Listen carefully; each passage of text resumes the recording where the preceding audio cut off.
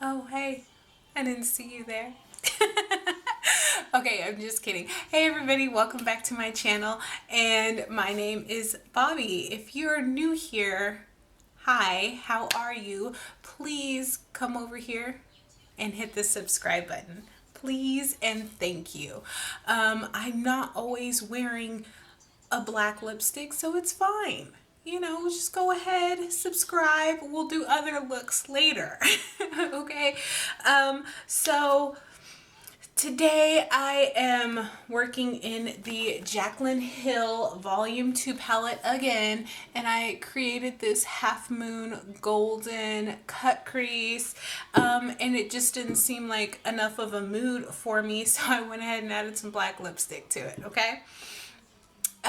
But if you're ready to see how I got this look, then keep watching.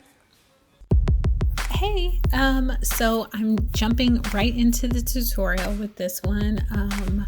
So I'm using the shade Perfectionist, and I don't even use that many shades, to be honest. I think I use like 3 or 4 shades in this look in its entirety. So it's like very attainable if you just have like a basic palette at home, not necessarily even the Jaclyn Hill one, just like a neutral tones. It's all basically neutral tones except for the main eyelid shade, which you can always like dupe out for like a highlighter or something like that. Anyways, I digress. So this is the shade Perfectionist, and I'm making, like the title says, a half moon cut crease. So basically I'm mapping out the shape that I want to use, which is my basic shape, but you're gonna see how it's different later. So yeah, I did put certified on my brow bone, which is just let's say a basic white, like matte white. And here I'm using the shade Temptress, which is a matte black. In my humble opinion, I feel like Morphe could have done better. Okay, they could have done better with the Temptress shade, because I have their collab that they did with Jeffree Star, and this one is way more patchy than the one that the collab that they did with Jeffree Star. Just being 100% honest, that's my perception.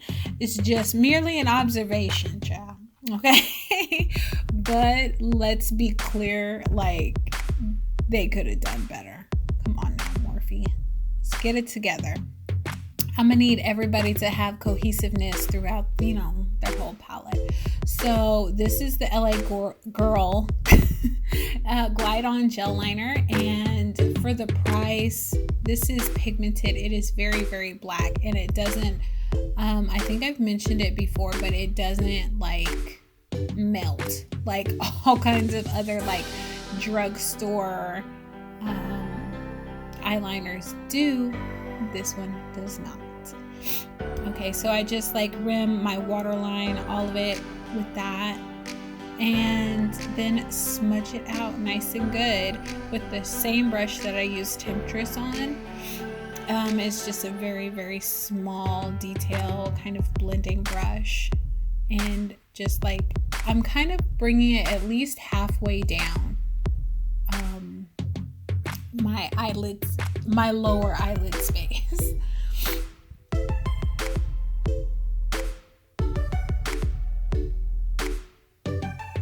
And I'm gonna have to say that it did take, I cut out a little bit of it, but it did take a little bit to build up the vibrancy of the black.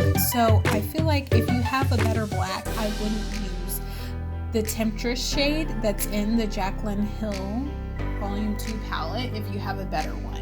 I was just trying to be user-friendly, let's say, and use all shades from one palette instead of like jumping around from palette to palette.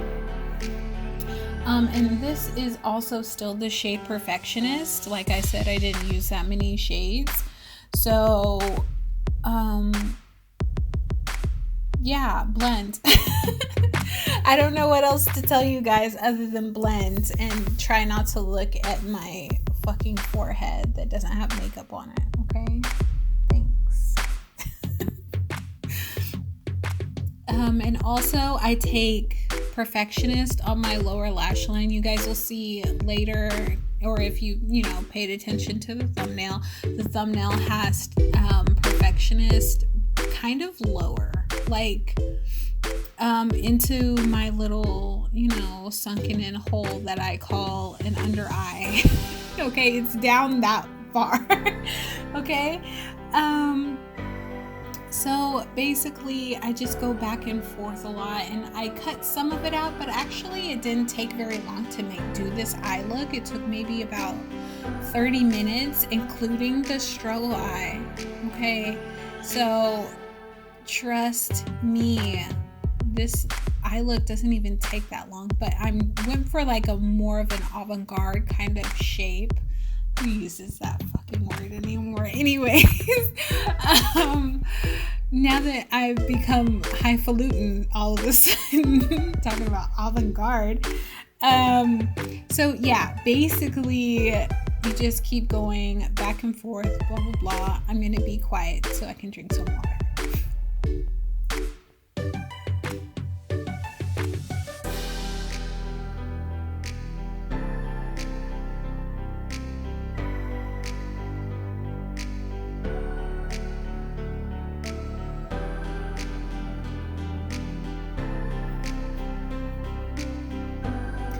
Oh, and while you're just watching me blend, now would be a perfect time to turn your phone from sideways to vertical so that you guys can subscribe to my YouTube channel and also like my video.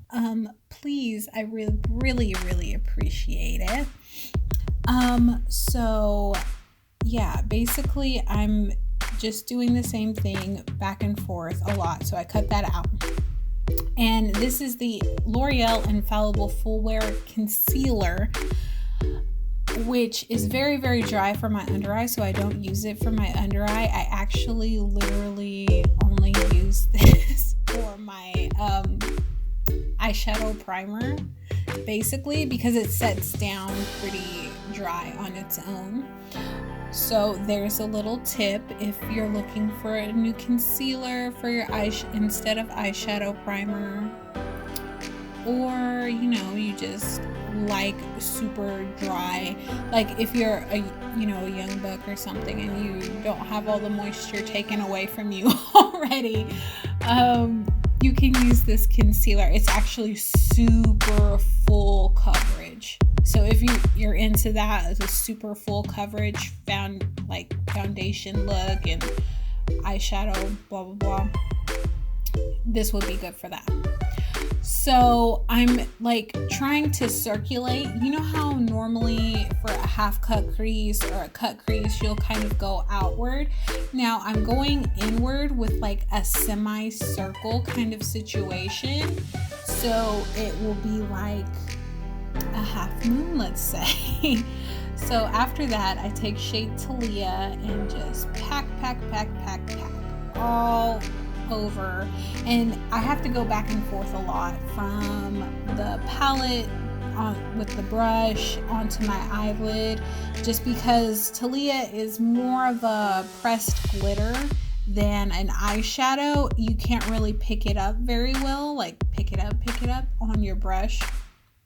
So and I didn't really want to use my finger because I didn't want to get the glitters everywhere like glitter does. So I'm sticking with the brush. It took a little while.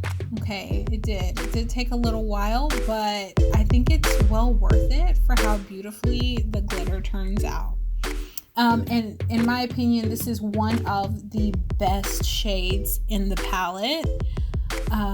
And it's a pressed glitter, not an eyeshadow. Another super beautiful one was in my last tutorial, which was Rider Diamonds. And you can easily switch that out with Rider Diamonds with this, and it's all a mood. It's all a look. Come on now. You know how pretty and beautiful and vibrant, like a yellow, true yellow gold this is. Just, oh, let's have a moment of silence for its beauty. I can't take myself seriously. I can't. So, I don't know how anybody else could take me seriously. Like, literally, I have to be left alone before these makeup looks to come out good. I swear to you. Anyways, so this is, you know, the black shade again, Temptress, and I'm just slowly but surely bringing it in a little bit, just to where I think it looks more like a half moon, more like, instead of just like a semicircle, you know, more of the kind of shape that I want. Now, pretty much you can draw whatever shape you really want. If this isn't a half moon to you, then you can do whatever other kind of, you know, shape you feel like. But personally, to me, it looks like a half moon, so that's what I'm gonna call it. And right here, I'm like not really strengthening up the black, but I'm trying to use the black brush to get rid of some of the glitter that had gotten outside of the line. You're not gonna win a battle against glitter, so I kind of just gave up. And as you can see, I have that Perfectionist shade, and I'm just like buffing, putting it all the way around. But thank you guys so much for watching. Here's me. Everybody, thank you so much for watching my tutorial on this eye look, and if you guys have any questions about my lipstick or anything else, any of the other products I may have used for this look, go ahead and look in the description box below. It has my social media information there, all the products that I use, and just, you know, a cute message from me. So don't forget to like, share, and subscribe this video with all your friends. That way, you know, everybody else can be extra moody if everybody else is feeling like a mood, you know, like me. But thank you so much. I'll see you guys next Thursday or Saturday. Bye.